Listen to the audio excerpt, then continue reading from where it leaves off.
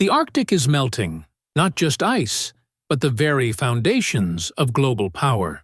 For decades, we imagined this frozen frontier as a stage for superpowers, a place where Russian submarines lurk beneath the ice and American bombers patrol the skies. But today, the real war in the Arctic is not fought with missiles or fleets.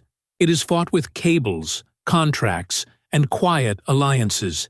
And in this war, the winners are not the loudest, but the most strategic.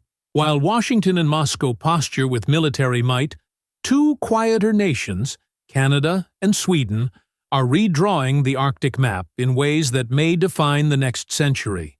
The seeds of this Arctic realignment can be traced back to an unexpected moment: the presidency of Donald Trump. His America First agenda and relentless tariff wars shook the very foundations of long-standing alliances. For Canada, America's neighbor, trading partner, and closest ally, the message landed like a warning shot. Washington, once seen as reliable, could no longer be blindly trusted. Even defense contracts, which for decades had been treated as almost automatic extensions of alliance loyalty, suddenly became political bargaining chips.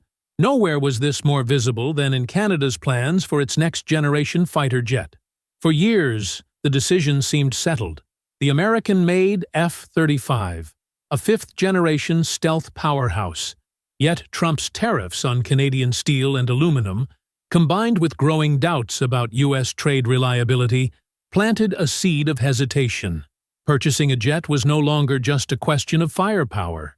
It had become a question of sovereignty. Would Canada remain tethered to American supply chains, or carve out a path toward true independence? Enter Sweden, a nation without nuclear weapons, without an empire stretching across oceans, but with something far more relevant to the 21st century: mastery of technology, infrastructure, and sustainable design. Its Arctic strategy, quietly released in 2020, barely made global headlines. But, for those who read between the lines, it contained exactly what Canada had been searching for: a partner rooted not in domination, but in shared values: climate action, Indigenous inclusion, digital autonomy, flexible diplomacy. Together, Canada and Sweden began charting a third path through the Arctic. Not the militarized approach of Russia, with its nuclear icebreakers and military outposts. Not the surveillance-heavy networks of Washington, watching every cable and satellite transmission. Their strategy was different, subtle yet radical. They chose to focus on cables, minerals, and data, on infrastructure as a weapon of influence, on alliances designed not as rigid blocks, but as modular systems that could adapt and endure. This philosophy crystallized in a single decision. Sweden's Saab offered to assemble its Gripen fighter jets inside Canada. On the surface, it was a defense deal. In reality, it was something far greater: jobs for Canadians, a boost to the aerospace sector, operational independence from U.S. systems. It was more than procurement. It was a statement. Canada would no longer define itself solely by American contracts. This was cooperation with nuance, not dependence. The United States may not feel the shock immediately, but the cracks are visible. Canada's hesitation to buy the F-35 echoes a broader unease. Allies are no longer treating Washington as the default partner. If Canada shifts to Sweden, billions in defense revenue slip away. More importantly, America's monopoly on Western Arctic security will be fractured. Subsea cables laid by Canadian Nordic firms also bypass U.S. surveillance routes. This strips Washington of one of its silent advantages: the ability to see, filter, and sometimes even control global data flows. Ports may still bristle with American warships, but in the digital arteries that sustain modern economies, the U.S. is no longer guaranteed a seat at the table. For Canada, the payoff is enormous. Subsea fiber optic cables threading through the Northwest Passage will give Ottawa true data sovereignty, the ability to communicate with allies without asking permission from Washington or risking interception from Beijing. Canadian rare earth minerals, essential for everything from EV batteries to advanced weaponry, are refined with Swedish clean technology, creating a sustainable transatlantic supply chain. Canada is no longer a raw exporter, it becomes a critical node in the global value chain. For Sweden, the partnership turbocharges its influence far beyond Scandinavia. By embedding Ericsson's 5G networks in Canada, by exporting Gripen jets, and by refining Arctic minerals, Sweden positions itself as the quiet architect of a new digital Arctic. Its role isn't measured in warships, but in systems, the blueprints others will have to follow. Globally, this shift reverberates in ways that superpowers cannot ignore. If cables, not carriers, become the true arteries of power, then de-dollarization finds new momentum.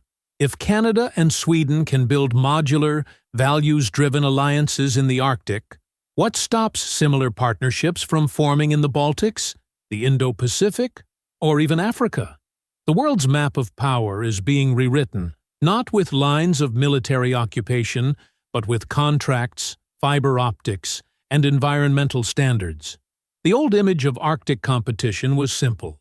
Russia with its nuclear icebreakers, America with its bombers, China with its Polar Silk Road ambitions. But Canada and Sweden have flipped the script. Ports gone silent. While others watch for submarines, Canada and Sweden bury cables beneath the ice. Invisible, but decisive. Deals signed in Mandarin? Not this time.